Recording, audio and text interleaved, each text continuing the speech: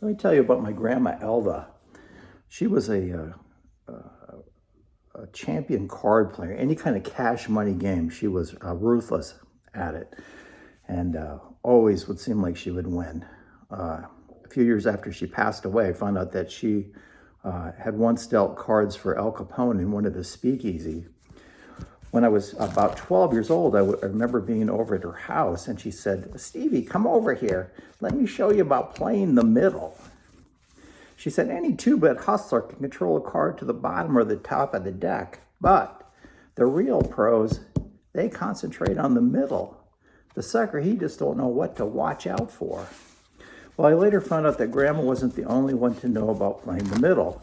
John Scarney, who some consider the world's greatest gambling authority, he talked about playing the middle in his book, Scarney on Cards, when he proposed the Scarney cut.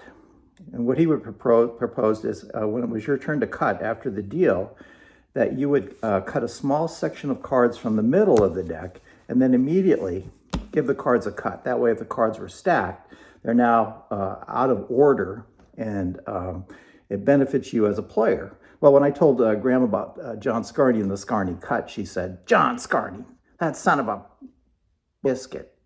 She almost forgot I was 12 years old. She said, "If I got in a game with John Scarney, I'd shoot his eyes out."